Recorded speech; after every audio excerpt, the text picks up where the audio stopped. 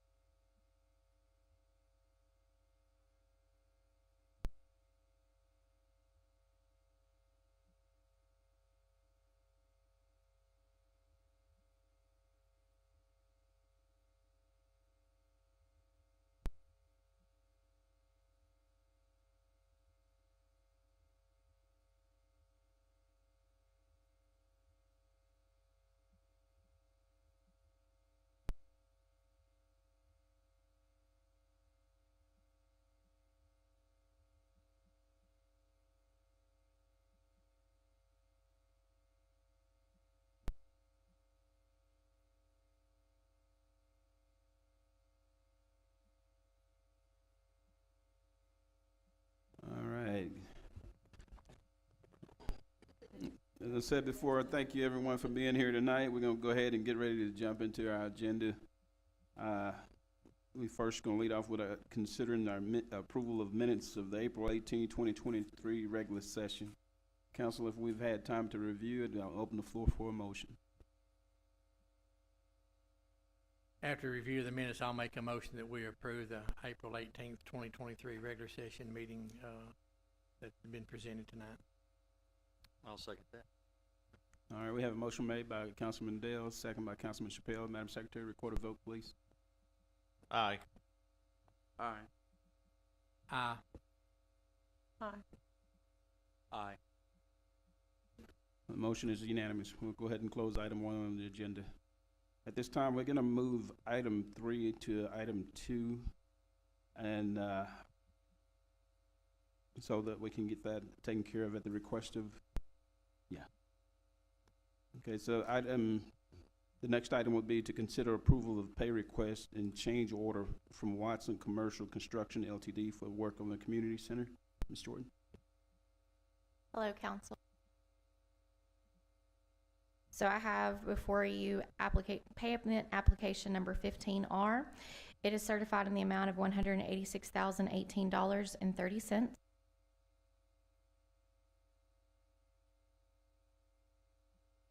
It has the typical general conditions items completed through this period. In addition to, we have the concrete. If you saw, we have additional pieces of the parking lot and sidewalks poured. We have had some delays due to the rain and supply chain issues from the local plants getting material to the site, but we have had some progress within this pay period. So $89,400 of that is for the concrete, and then the architectural millwork is 100% complete, and that is a full draw on that. The interior doors are all installed and are in good working condition. There was just one little defect on one of them, and so that's the reason we didn't allow for 100% to be drawn on that particular item. 100% complete on the drywall systems, and we're up to 73% on the sealed concrete, which it is actually to 100%, but they didn't draw for the full 100% on this pay app. 83% for the wall tile. Again, I would consider that pretty much to 100%, but there was a few grout issues, and so they didn't claim the full 100% on that. They are moved to 100% on the acoustic lay-in ceilings. 100% is on the painting, which is interior and exterior. And then 100% as well for the installation of specialties, which for the most part is the toilet partitions.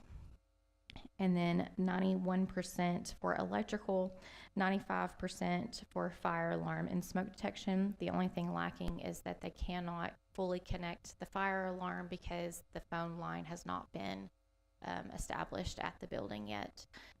They've had feedback and going back and forth with Mr. Patrick with the city trying to get that established, and they're getting really long lead times from your provider, 70 days plus, but we cannot connect the fire alarm and get it certified or get a certificate of occupancy without having the fire alarm fully connected. And then 100% on the kitchen equipment. We had to pay 100% upfront, but we are anticipating to receive delivery of that this upcoming, not this week, but next week. This is what you've got in parentheses, the 26.8 and the 548. That's only kitchen equipment. You're referring to the change order? Yes. So if you remember, we didn't select the actual equipment prior to going out for bid. We put in a allowance for that as well as for the door hardware. And so the change order reflects the credit back to you for what was not used of that allowance. So the only part that was actually used from the allowance for the kitchen equipment is $42,673, and the rest of it is being credited back to you. And so that's what that 26,000 credit is on the change order. Ed, who are we using for our provider for phone?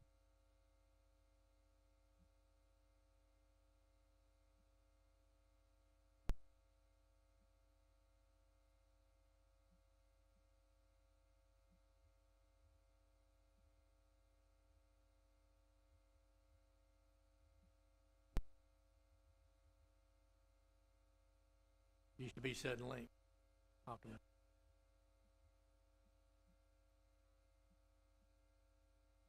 Did we sign a contract with them on that?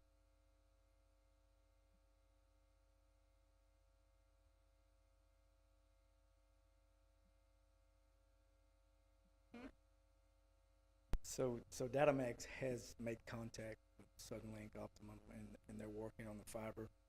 As far as the fire alarm, I've linked up Datamax with the fire alarm gentleman, and they're going to do a cellular service, and so they've ordered the components, and so we're just waiting for it to get delivered.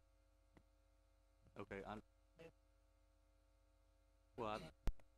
I thought at one time, months ago, we discussed reaching out to People's Telephone because they have a presence here, and they're a lot more reliable than Optimum when it comes to customer service and support. So People's does not have fiber in that area. Is the problem. But did they not? They should have offered a price to construct. Okay. I'm sorry. If we want to rethink it, it costs a lot to put it in, and it's a lot more a month. So like 100,000 or something to put it in or whatever. But I'll get the numbers for you. And if y'all want to consider it, we can.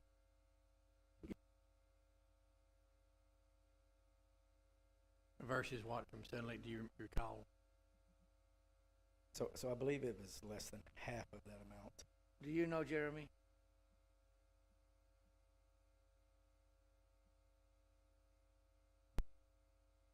Is it 30,000? If that's not that big a cost.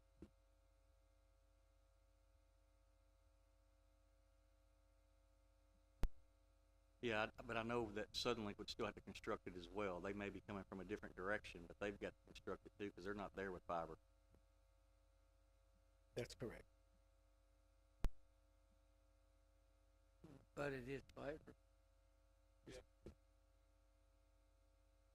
get what you pay for, so I'm just giving you heads up that we could run into issues with Optimum and Suddenlink down the road when it comes to support and so forth. So I'm just forewarning. Well, let's get back with Richard and see if I don't know that we've signed anything with them yet. Did we? I haven't signed anything, but I believe you have. All right, that's about enough. Sit down.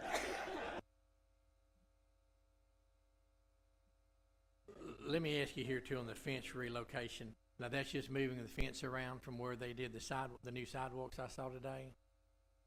Yes, sir. What other fence relocation would it be besides that side over there? It was just to move the construction fencing. It was talked about with the city, I think it was, I don't want to misspeak because it was between Nathan and I want to say Patrick, but maybe it was Ricky or maybe it was a combination, I'm not sure. And they were discussing going ahead and removing the construction fence altogether because the building was, for the most part, complete and secured. But it was determined that it was preferred to go ahead and keep it in place and move it further out. And because y'all are desiring to keep the fence all the way up around the basketball goal and the Pilgrim Center until they're both open and ready for the public. And so they needed to move it further out in order to construct that sidewalk along the road. I guess that's what I was asking, $3,000, $3,100 seemed a little excessive if that's all they did was along that side there where the new sidewalk is, for the backside also. With these, with the delays that we've had and I anticipate, I guess, with the rain and stuff, how's it gonna play as far as our grand opening date? Are we still gonna be able to open on that date? They're now thinking that they'll have it substantially complete by the end of this month.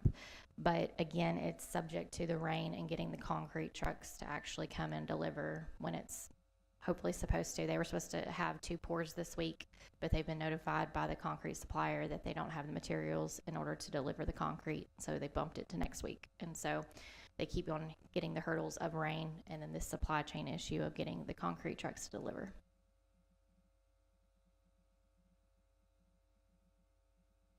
All right, council, we have any further questions? And those concrete trucks, are they local that we're using? They had been using Marietta. I'm not sure if the recent ones are from Marietta, but I know that the, correct, Martin Marietta concrete trucks, and they are local. Okay. I'm just trying to figure out why they say they don't have supplies, 'cause I see those trucks on the road every day, so it.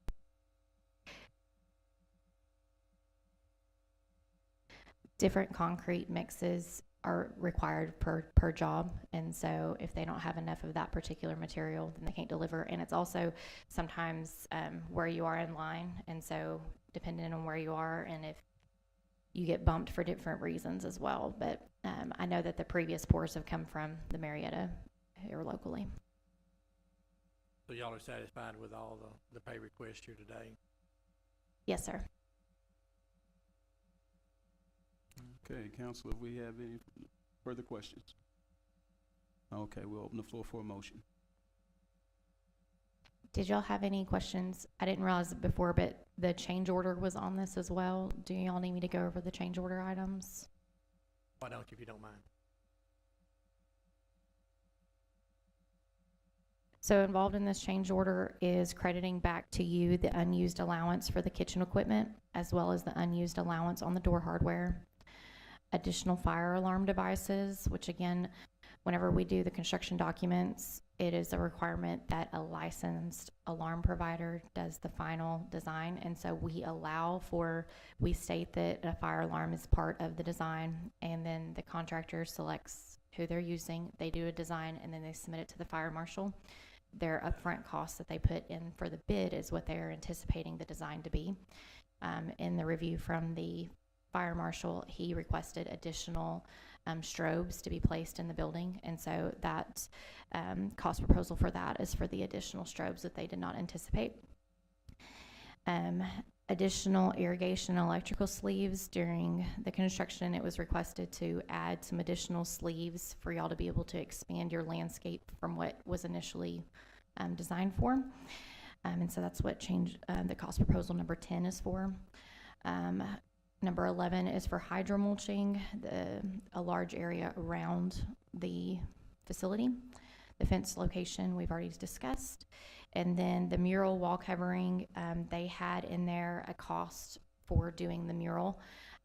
Y'all contracted out with, I believe it was Sign Express here locally, and their cost was slightly over what Watson had anticipated, but they also did the design work for it as well. And so I think that's probably why that cost was a little bit higher.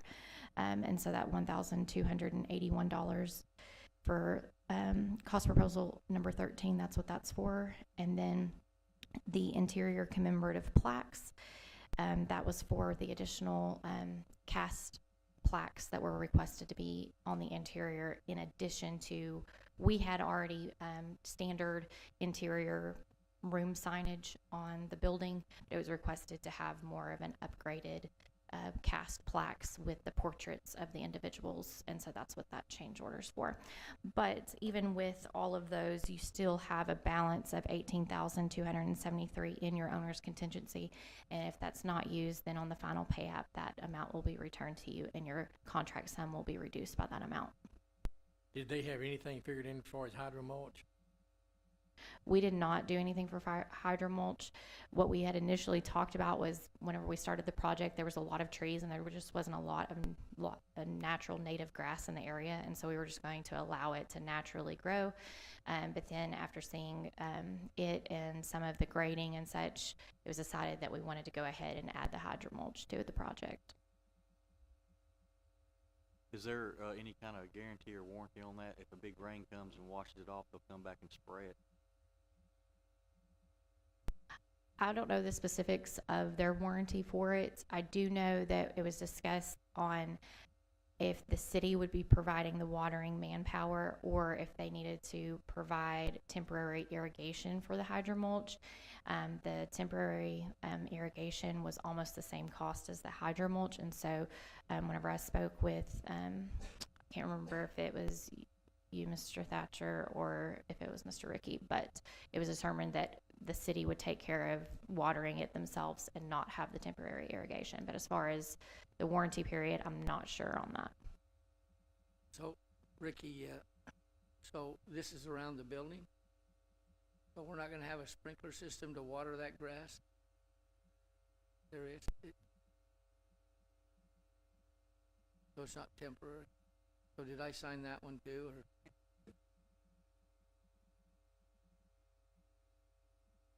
That's almost like MASH. You just sign whatever they tell you to sign. So the sprinkler system will be in place to take care of the hydro mulch. Once it's put down, it won't have to be done manually.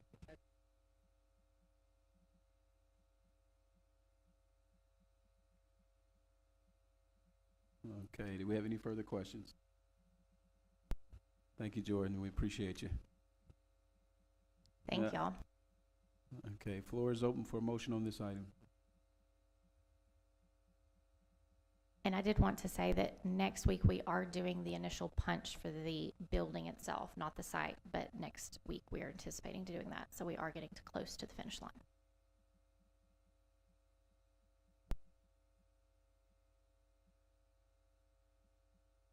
Okay, do we have a motion on this item? I make a motion to approve pay request and change order from Watson Commercial Construction for work on the community center. I second the motion. We have a motion made by Councilman Chappelle, second by Councilman Walker. Madam Secretary, record a vote, please. Aye. Aye. Aye. Vote is unanimous. We'll now close that item on the agenda. At this time, we'll revert back to item 2 on the agenda, which is to consider approval of appointments to the Housing Authority of the City of Mount Pleasant.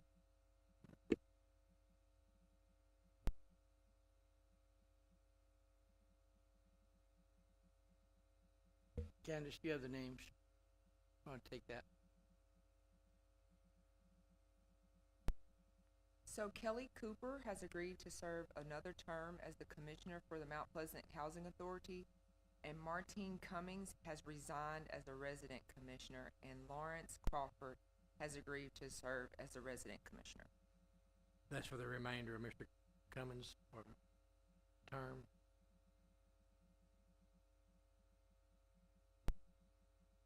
What length of time, I guess, would be my question. Is that for a year or? Both of them expire June the 30th of 2025.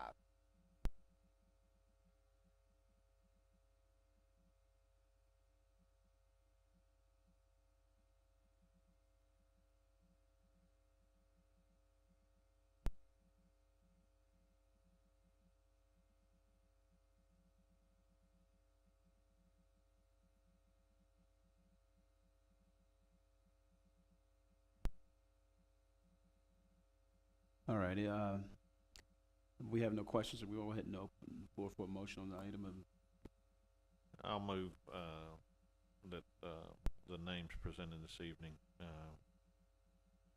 go forth, as Kelly Cooper and, Lawrence Crawford.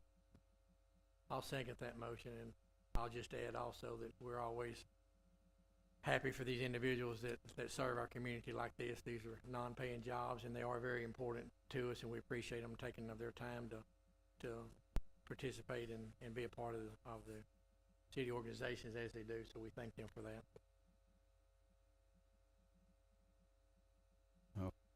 all right, we had a motion by Councilman Adams, second by Councilman Dale. Madam Secretary, record a vote, please. Aye.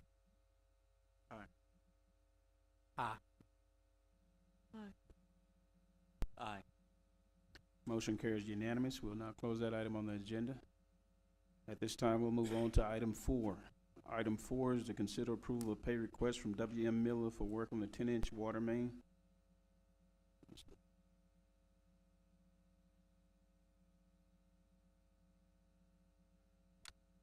They are basically done with this project. This pay request isn't but $1,806.71, so it's a big one. I really wanted to just more kind of give you an update where they're at in the project. All the pipe has been in the ground for probably a month and a half now. They have been pressuring it up, trying to get past the pressure tests. And then for a little while, it was pressuring up about 125 PSI, and then it was bringing leaks. And so they've been chasing some leaks out there. Not real sure what was going on, and they have about got those taken care of. 90% of that pipe they've got where it's sealed up, it's pressure testing fine. They've got to come back this week and work on the section just on the County Road 1400 up there. That's all they lack left. They were kind of concerned, wondering if this was an internal issue or manufacturer defect with some of the materials. Manufacturer came out and they actually cut a chunk out of the pipe with a joint in it and took it back to their facility for analysis. Hadn't heard anything out of it yet, but they're still working diligently and getting it to work. Patrick's thinking they might have had some issues, maybe got a little bit of sand in some of those gaskets whenever they were jumping around. They had to kind of move around and find spots they could work during the winter time. The weather just, some of those bottom areas, it's not very good for it. So he's thinking where they were jumping around that they were having some little issues with some leaks. So I think it's going to work out fine, but just kind of want to bring you up to date. Like I say, they're substantially complete, still trying to dress up. Got a lot of it in the south area dressed up, grass is growing. Still got a lot of dress up to do north of the park driveway area. Get it cleaned up and done. We're ready to be done with that one. That is PVC pipe. Okay. Council, we have any further questions? All righty. Floor is open for a motion on this item. I make a motion that we approve pay request for W.M. Miller for work on the 10-inch water main. I'll second it. All right, we have a motion made by Councilman Chappelle, second by Councilman Adams. Madam Secretary, record a vote, please. Aye. Aye. Aye. Okay, this vote is unanimous. We'll go ahead and close this item on the agenda. Our next item is item 5, is to consider approval of ordinance 2023-5, changing of animal control services. Chief? Good evening, Council, Mayor, and Mr. Thatcher. So this has to do with city ordinance that mandates certain fees that we can charge at the animal shelter. Before you, you have the current fees, which were last amended in 2017, so we're on year 7. We're only looking at a couple of these fees to change. So there are about 6 or 7 fees, but we're looking at changes to the impoundment fee. Currently, if we impound an animal, which means our animal control officer goes out and seizes an animal, bring them in, we charge the owner $25 the first day and then $10 each day after that for storing that animal. What we're proposing is that impound fee, if we do a second seizure, impound for the same person, the second is $35, and the third time it's $50 and $50 for each impound. So if we're having a repeat customer that we're dealing with their animal, that fee goes up a little bit.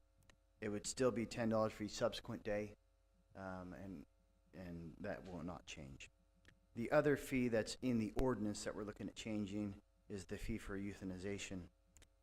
We currently charge $15 or $10 for euthanization. That is right about cost for about a $10 to $15 or 10 to 15 pound animal. If people take them to a vet, they're probably going to charge upward of $90 to $100. So, frankly, if this gets a few people to go to vets instead of us, I'm okay with that. Our ACOs have to, this is a tough duty for them. But it'll help us recoup some of those costs of other stuff that we don't charge for, or things that we're not increasing, such as the vaccinations, the microchip fees, which as those equipment has cost a little bit more over the last few years, we haven't changed those fees, and I'm not proposing a change for those because that fluctuates year to year. So we're just proposing the two. And then just as a matter of information for you, if somebody surrenders an animal to us, we currently charge them $25 to take their animal. If an owner, what I'm proposing, or what we're doing at the Animal Control Services, and again, this is not something in ordinance, but we're looking at probably charging people from now on $50 for the second animal and every animal after that. So if they continue to return animals or bring animals to us they're getting from other sources, it will not be $25 each time. We'll charge a little more. And then as we feed and shelter that animal until maybe we can get somebody else adopted, and then pay a voucher for spay and neuter of that pet if we do get it adopted. Any questions? So as a matter of information too, I was just going to let you know, we're about a 7% increase in intakes year over year. In 2020, we took 2,036 animals. In 2021, we took 2,184, which is a 7% increase. And last year, we took 2,331, which was about another 2.2% over that year. Hey, so Chief, on the euthanizations, you mentioned something about cost being for a, 10 to 15 pound animal.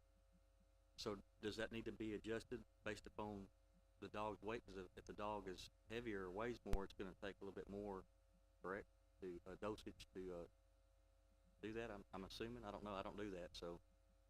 So the $35 just kind of meets it in the middle. So if it's smaller or larger, we don't worry about weighing the animal. We just charge a fee that kind of covers our cost for that. Most of them are, anyway, it just balances out. And I was also going to let you know, of those impounds, last year, about 26 were repeat impounds from the same owner. So it's only about 26 people for last year that this would have affected under that ordinance change. But again, if we take multiple animals from the same person, we're still incurring a lot of costs associated with taking those animals and housing them and then potentially adopting them out. And what are the different behaviors that qualified as a dangerous dog? Just curious of what the definition is for your facility. So dangerous dogs for us is something that there's actually I can't quote you the definition by code, but it's an animal that's aggressive and has shown aggressive behavior, and we deem it a danger to other animals or people. Yeah, we don't adopt them out, but we have, last year we actually had a rescue who said they would like to have the opportunity to rehabilitate those animals, and so we came up with a waiver that takes liability from the city, and they accept liability of that animal and anything the animal does once it leaves our doors. So that was the only way we would do that, but we thought if they feel they can do that, we'll open that up. So, Has the adjusted hours and days of the shelter affected anybody? If we had, in your mind? so I actually looked the last 2 months, and this year our adoptions are actually up. Our rescues are taking less animals, but thankfully our rescues or our adoptions have been up, so it hasn't affected it. We have animal control officers and our shelter coordinator voluntarily have done some free adoption days where we've been using our donations that come in, and they've done Saturdays where they've gone into, I think a couple coffee shops, they've done their parking lots and done adoptions, and we've offered free adoptions. And they've also done that in the shelter where they may stay late, like on a Wednesday night for 2 hours, and we do free adoptions using that donated money, trying to generate those adoptions and make up the difference between what the rescues have been taking for us this year. But we are full. I was out there today, and we are full. We posted something on the police Facebook page, trying to see if we can get people to come in, but we're full. Okay, Chief, as far as the impound go, I know, like I said, the first one would be $25.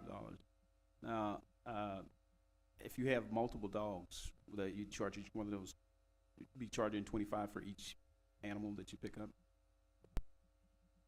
You know, I actually can't specifically answer that. I think we just do the impound of $25. I don't think in the code it doesn't dictate per animal. It says of any animal, but I can tell you, like litters, we haven't been charging per animal, and that's the same thing with surrenders. So actually, surrenders, I'm looking at having them go do $50 for any litters, because again, we may take 9 puppies in one surrender, but so under the impoundment fee, though, I'll have to double check with that and get back to you. If it's, I think it's just usually we impound 1 animal. Occasionally it's 2, but I'd have to double check. Okay. And I'm glad Councilman Spill had asked a question about how do we determine a dangerous dog, because I've been getting a few phone calls, and I'm just glad that you clarified that, so because some people may think it's just because it's a pit bull or because it's a Doberman, but we're not doing that based on what type of dog, but the behavior of the dog. Correct. It has to be behavior. We document it, and there's actually a way for them under the code and the statute that they can keep a dangerous dog, but there are requirements they have to meet, and they're not easy, but they can jump through those hurdles if they desire. All right. Okay, council, we have any further questions? All right, floor is open for a motion on this item. I'll approve this ordinance 2023-5 of the changing of the animal control service fee that's been presented tonight. I second the motion. We have a motion made by Councilman Dale and second by Councilman Walker. Madam Secretary, please record a vote. Aye. Aye. Aye. Vote is unanimous. Thank you, Chief. We appreciate that. Chief, can I get a microchip in my husband for $10? You'll have to pay a fee for that. Isn't that odd? He's already asked for one for her. Hey, Apple has those things. You can put one in his pocket. He'll never know.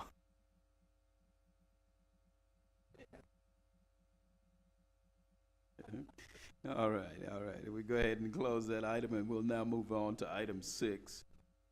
Item 6 is to consider approval of ordinance 2023-6, amending Park and Recreation, Chapter 90, by adding Section 90.09, General. Chief. Good evening. So this is something Ricky and I have been talking about for a while, as we've looked at ordinances related to our parks. Just as a little bit of background, for example, you notice in Delwood Park there's a 10-mile-an-hour speed limit sign posted in Delwood Park. That speed limit, though, posting, the code is actually under our traffic ordinance, not under the park ordinance. And so the hours are under the park ordinances, but some things are scattered in different places. So we're looking at adding some ordinances, but also adding a section under the parks chapter within our ordinance manual for some of these codes, so they're specifically there. Currently, we do not have a camping ordinance that does not allow camping in our city parks. And so I'm proposing language for that you have. If you want me to explain any of it, I'm happy to do so, but I think you've probably had an opportunity to read that. That chapter 90 is all new. All of it's new, correct? So chapter 90, sorry, chapter 90 is already our Parks and Recreation. What we're gonna do is add, I think it's 09, which is a general section, which will then put ordinances under for what you can and cannot do in a city park. Another example is like our alcohol in parks. That's actually found under the alcohol section. We're not looking at moving that currently, but it's in a different section. So if you want to come and visit our city and say, what can I do in a park? It's not all under the park section. It's kind of scattered. So we're looking at creating, under that chapter, a section that has these ordinances.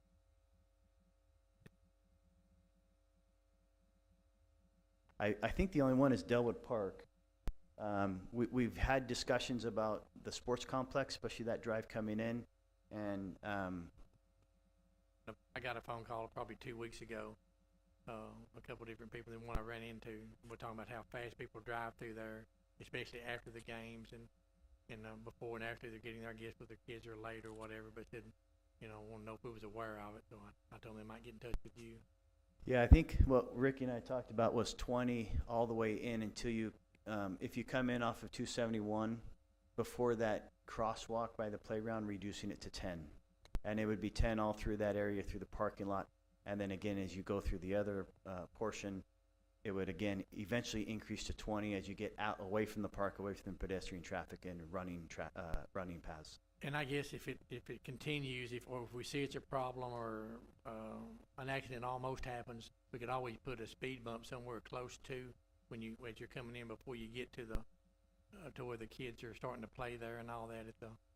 If you're coming off of 271, to be to the left there, I guess you could always put a speed bump or something across there where they'd have to slow down. Or Yeah, and if we post it, the officers can go out and do enforcement.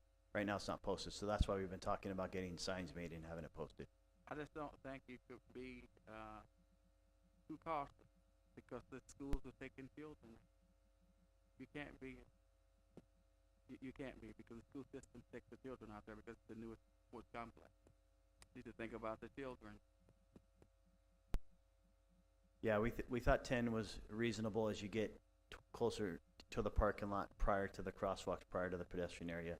That driveway's a long way, so we thought 10 is probably, it's a long ways to go, so 20 may be reasonable for that area. I think it's reasonable. So back to the ordinances I am proposing. For example, recently, Ricky shared a story of somebody who was doing chip shots in the middle of one of our soccer fields with their golf club, practicing their pitching and taking up divots of grass. In all our parks, there's obviously a lot of time and money spent on the foliage, the grass, the trees, the flowers and stuff.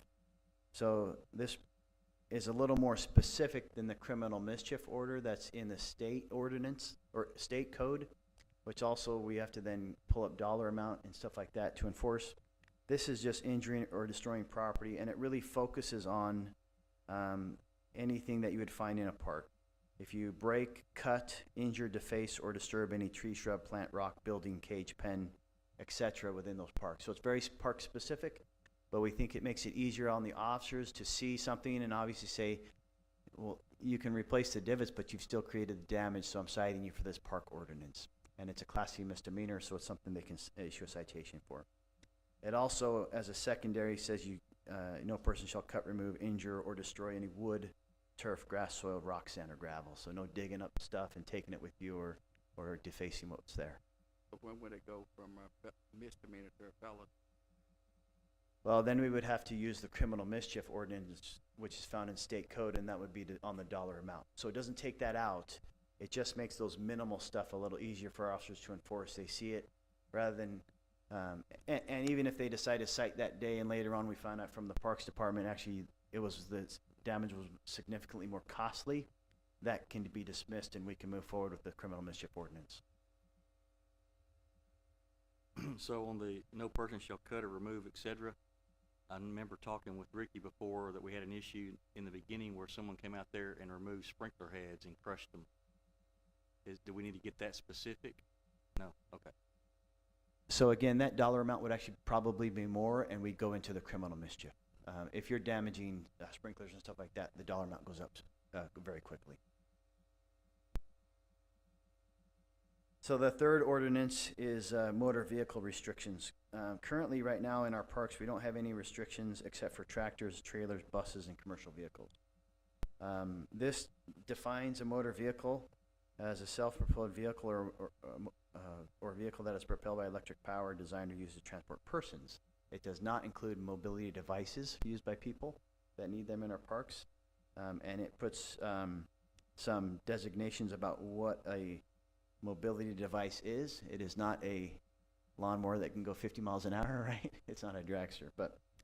And then what I'm proposing, it defines improved surface, and then it would be unlawful for any person to drive a motor vehicle over or through the parks except along the improved surfaces, which essentially would be the roadways and the parking lot. It would also be unlawful for a person to take a horse or an animal and ride through the grass, which obviously does a lot of damage to the turf and our other areas in our parks. And then it will also be unlawful for a person to park any vehicle on unimproved roadways where we've all been in Delwood Park. There are areas where there's no longer any grass because people are parking off pavement, and it's become almost a permanent parking spot, but it's just dirt. It used to be grass. We have discussed making parking available where we need to, like in Delwood Park, by some of those picnic tables. We probably need to look at that and decide if we need to designate some parking areas. So I'm not necessarily looking at, enforcing 100% at this time until we've made some of those adjustments. But the ordinance would be beneficial to protecting what we put in place if the ordinance was put into place. Chief, are we addressing motorcycles in here also? That would be considered a motor vehicle. Has 3 or more, okay. So that 3 or more, that's the mobility devices. So a mobility device is designed to transport people with physical disabilities, and it has 3 or more wheels, is propelled by a battery-powered motor, has not more than 1 forward gear, and is not capable of speeds greater than 8 miles an hour. I think we're gonna have to look at this because of the amount of money the city is paying for grass and mow. That's too much money if folks are gonna ride right on, but you're defeating the purpose. Yeah, that's why I'm proposing this ordinance at this time. So right now we can't have people destroying what's there. And then as we make improvements, we want to protect those improvements for everybody's enjoyment. And so, we can consider adding parking when necessary and where it's needed, but at the same time restricting people parking where it's appropriate rather than anywhere they decide to park a car. So again, all of these are in city ordinance, so they would all be citable Class C misdemeanors and not greater than that. How are things as far as mischief and vandalism in our parks currently, say in the last month or two? Is it worse, better? Are you anticipating more when school's out? Our new parks? I don't think in the last month or two She want to talk to you, Rick. I'll go sit down then, thank you. So basically there's always some sort of vandalism and mischief. It hasn't been anything too expensive, just lights and things that kids walk by and want to hang on, and kids be kids. So it's there hasn't been much, but obviously when school's out, those types of incidents do increase, obviously.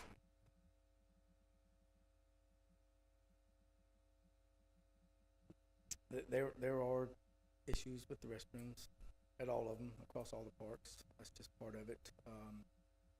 Our staff does a pretty good job of trying to get those corrected when we do find them.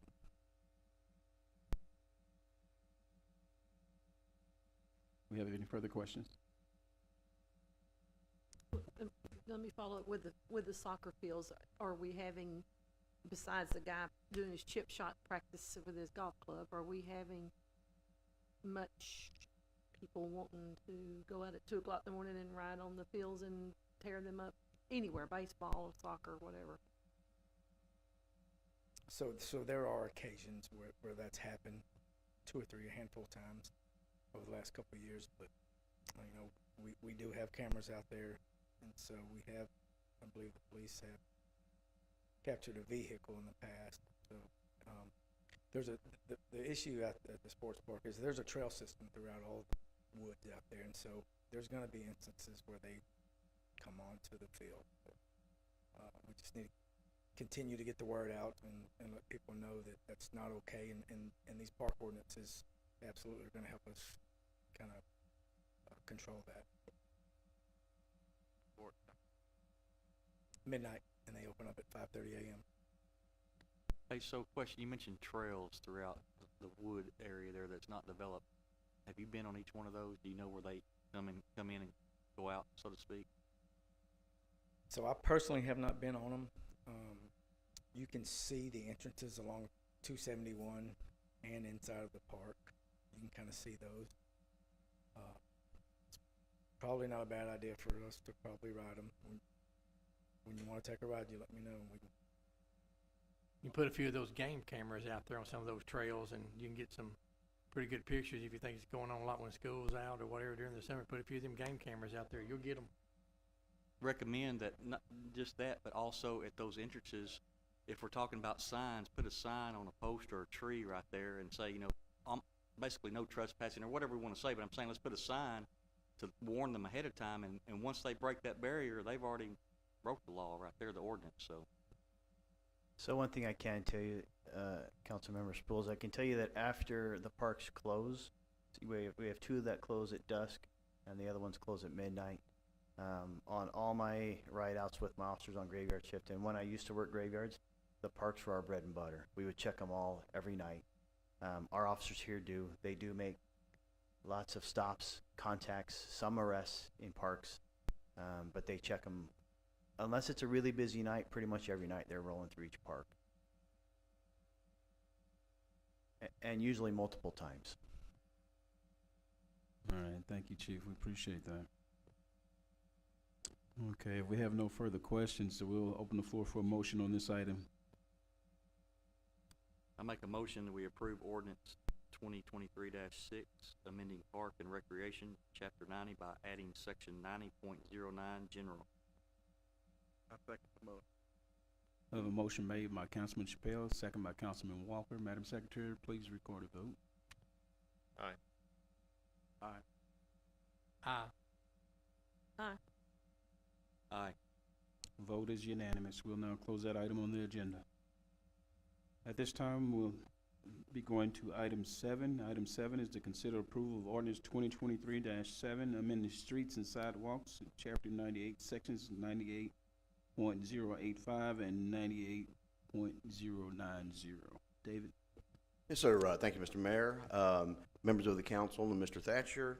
We're coming before you, staff, and requesting to amend Chapter 98 for the purpose of defining what a fence is and also for limiting the height of what a fence could be.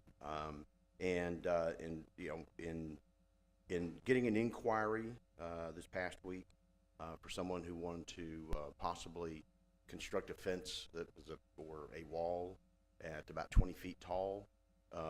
We looked through the ordinances, found that we really don't have a comprehensive ordinance that would regulate the height of a fence, and so that's the purpose of this, is to be able to come in and not only provide a definition, which would include a wall under fence, but also to take a look at the structure and the materials and so forth on that, but to limit that to 8 feet for residential properties only, and so I have all the changes in my staff report and in the proposed ordinance, and I'm here to answer any questions that you may have.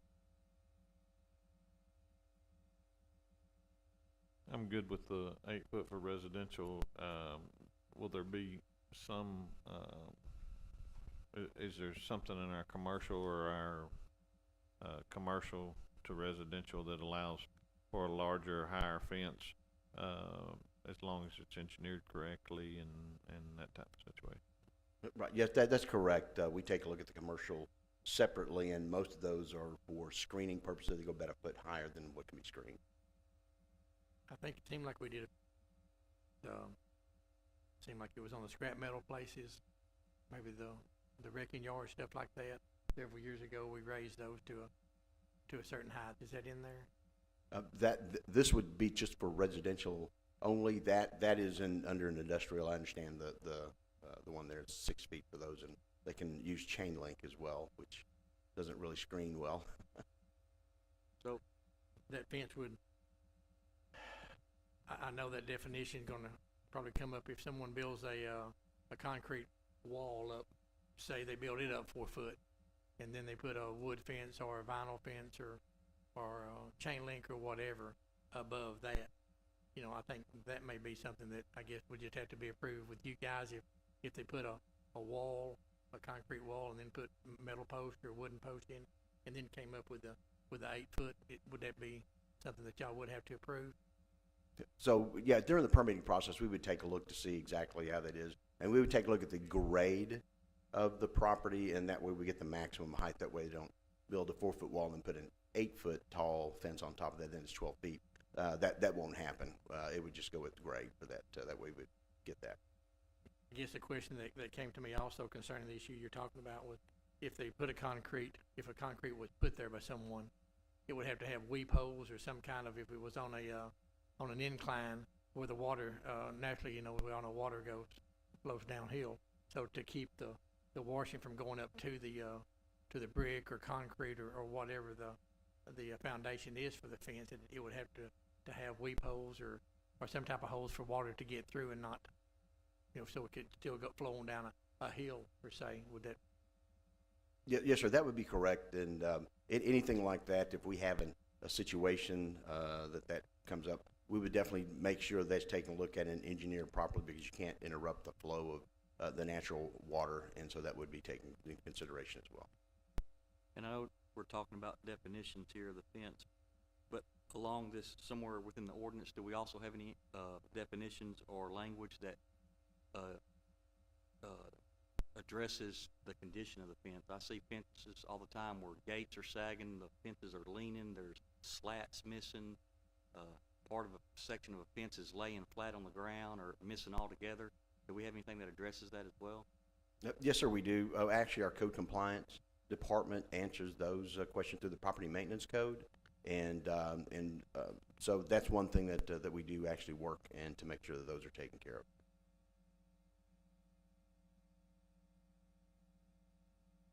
Well, I'm good with 8 foot, 6 and 8 foot sections are sold at all the home centers here. You can go out there and buy 6 or 8 foot, either one. So I think 8 foot would be proper.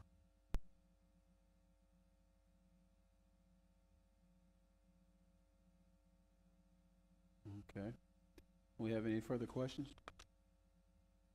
All right, floor is open for a motion. Thank you, Dave. I'll move I'll move approval of ordinance 2023-7. I'll second that motion. I have a motion made by Councilman Adams, second by Councilman Dale. Madam Secretary, record a vote, please. Aye. Aye. Aye. Aye. Vote is unanimous. We'll now close item 7 on the agenda. Our next item is item 8, which is our public comments. At this time, if we have anyone in the public that would like to come and address the council, please do so at this time, stating your name and address. Okay, we have no one from the audience. Do we have anyone at the council that would like to speak on public comment? All right. At this time, we'll go ahead and close item 8, which is our public comments, and we'll move on now to item 9, which is our city manager's report. Thank you, Mayor and City Council. Want to thank all those who were able to make it to our Pine Fest last week. That went well, and we appreciate everybody and all the staff and volunteers that helped us put that on. Laura, are we the 23rd or the 30th of May for the council workshop? The 4th? I think we said it the 4th, but that's a 5th. But okay, so it's 23rd there's one the 30th too in this month too, so.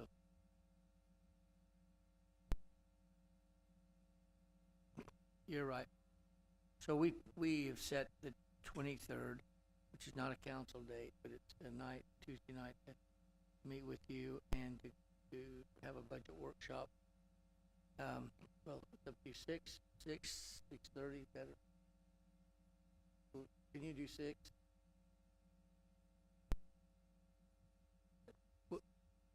Okay. So it'll be at 6 o'clock on Tuesday, and I'm not sure where it'll be yet, but we'll let you know when. But just remind you that that on the fourth Tuesday, you're not used to coming up here. We'll have you come up for a couple hours.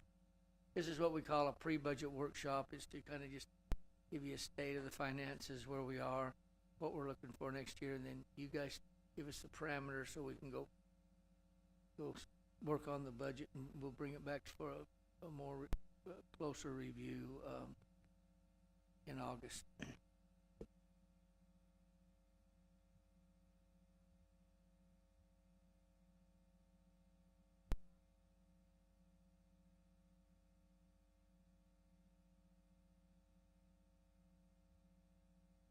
So Cinco de Mayo this Friday. Okay. Now that's something the chamber does. It's not something we do, so I may have missed that. Sorry. That's really all I have. Do you have any questions? Did you have a question? Ed, has the appraisal district given us any idea of the new values this year? I know there'll be some protests, but I noticed that we local people, some of us that have property, have had substantial, and I mean substantial, value increases in our property. Yeah, Lori, can you have anything particular you can?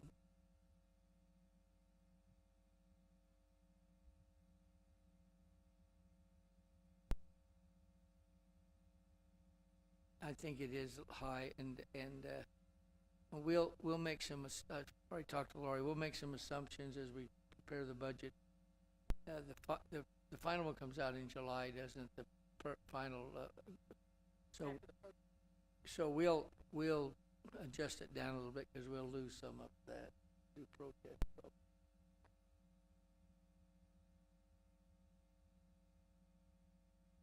We've got it in, so we'll send it to you.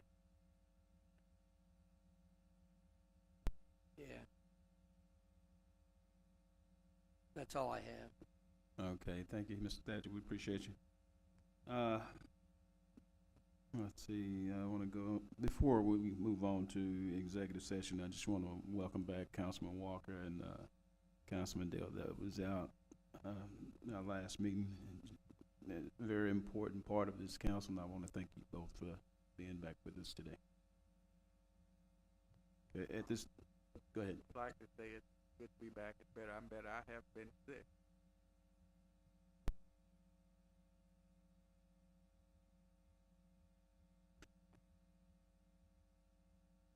Okay, at this time, we're going to move on to our executive session. Pursuant to the Open Meetings Act, Chapter 551, Texas Government Code, the City Council will recess into executive session to discuss the following. Which is litigation, to consult with the city attorney concerning legal matters, personnel matters, to discuss the appointment, employment, evaluation, reassignment, duties, discipline, or dismissal of public officer or employee, city manager. At this time, the council is in executive session.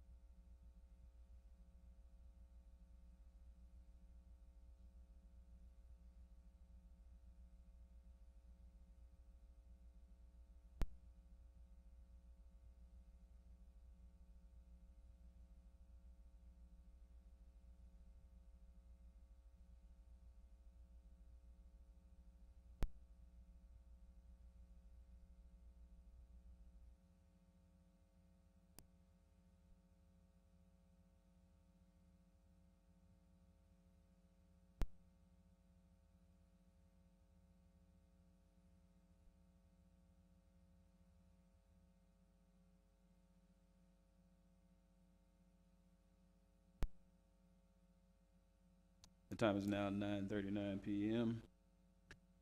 In accordance with the Texas Government Code, Chapter 551, the City Council will reconvene into regular session to consider action, if any, on matters discussed in the executive session. There's no action taken on the items in the executive session. However, we do have another item on the agenda, which is item 10. Item 10 is a discussion and consider approval of Resolution 2023-2, changing the name of 2 county roads that have been annexed in the city limits of Mount Pleasant, Texas. John?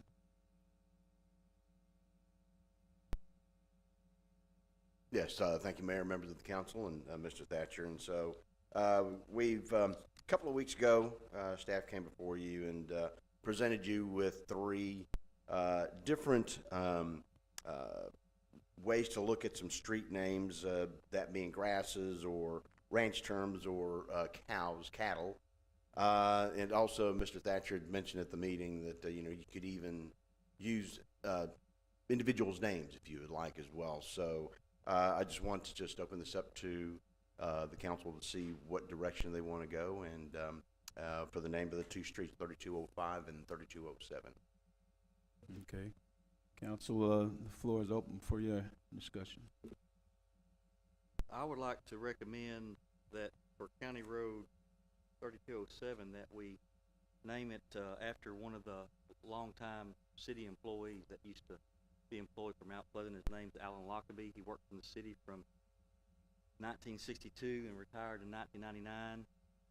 He started out picking up trash and working his way all the way up to being public works superintendent. So I would like us to at least consider naming County Road 3207 Lockerbie. I don't know if we want to call it Drive, Avenue, Street, but at least the name Lockerbie, and we can figure out the details on as far as what type of street, you want to name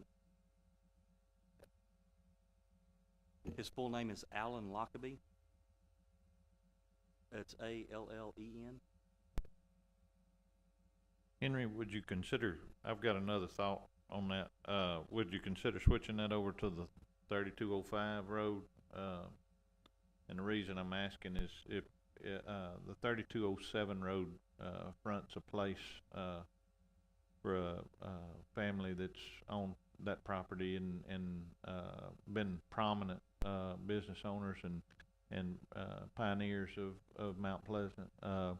It's the current owners, Chuck Burge of the place up there. His mom and dad, Pat was mama's name, and anyway, his grandparents were Billy Jackson, and so I don't know if we'd want to go with Jackson Road or if we'd want to go with Burge Road or something like that. But I think we ought, since their place kind of butted up against that road, 3207, maybe we could do 3207 after that family, and then use the other road for your road, if you're okay with that. Do we have a Jackson Street now? Does anyone know? I believe we do have a Jackson Street, yes, in the city.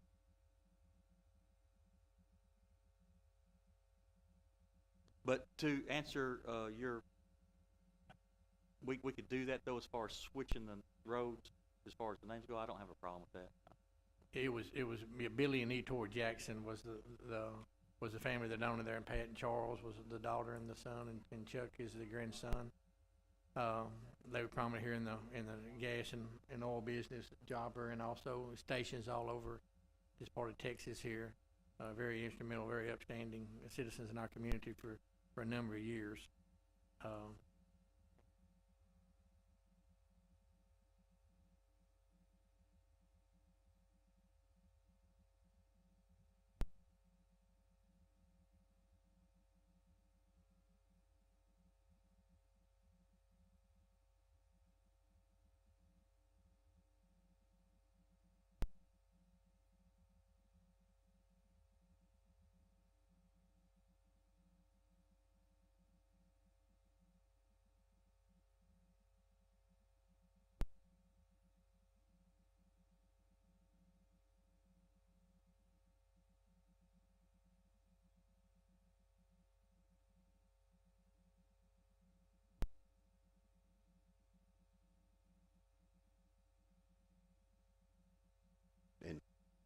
We might want to just look at maybe do Jackson with a hyphen / Burge. drive or street. We just name it after both of them. And I'm not trying to not, I'm all for that, cause I love those families. But if I'm gonna live on there, I don't want my address to be 123 Jackson Bird Street. I don't want a street named that long. Would you want a Willow Bend Lane or some of the other names there's a lot of names, you have to just think of the.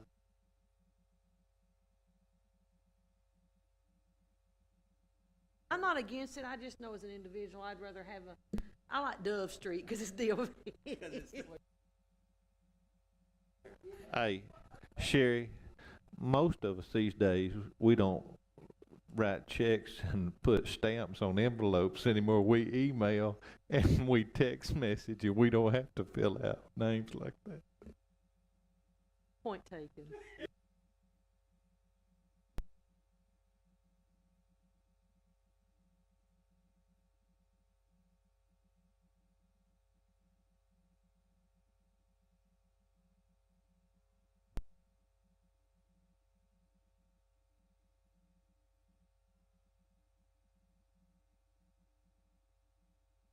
So David, quick question on that, with what Galen asked about switching the name. On County Road 3205, if I'm looking at that correctly, later on, at some point, if the city annexes, you see there north of the yellow red line there, we could potentially annex all the way to that Neville's Chapel Road. So that means that we'd end up extending that probably with that same name, correct? Yeah, that would be correct. That would be the prudent thing to do.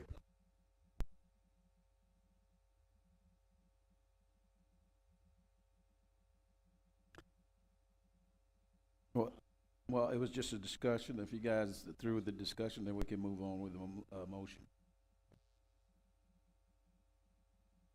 Even though it's discussion, do we need to also tonight, David, for the Lockerbie Street, do we need to go ahead and determine if it's gonna be Avenue, Boulevard, Drive, Street? Yeah, since these are county roads and you typically go with road for that, it's certainly up to you, the council, how you want to move forward with that, but road is typical for something like that. So Lockerbie Road and then Jackson Bird Road? Burge Road. Okay, do we have any further discussion? Everybody's good with that? If okay.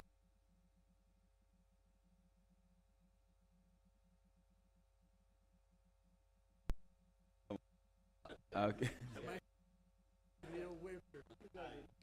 All right, we're open for a motion on this item. All right, I make a motion, per discussion tonight, that we can, approve to name County Road 3205 Lockerbie Road and County Road 3207 Jackson Bird Road.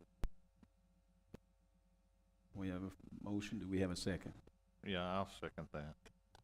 All right, I have a motion made by Councilman Chappelle, second by Councilman Adams. Madam Secretary, record a vote, please. Aye. Aye. Aye. Aye. Aye. That vote is unanimous. We're going to go ahead and close item 10 on the agenda.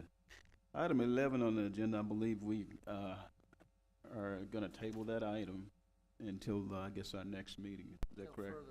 Till further notice. All righty. Okay, well, we're going to go ahead and do that and table that item. Go ahead and give a motion. Let's vote on it to make it official. I'll move that we table the development agreement, with Anderson Town project. I'll second. Okay, we have a motion made by Councilman Adams, second by Councilman Walker. Madam Secretary, record a vote. Aye. Aye. Aye. Aye.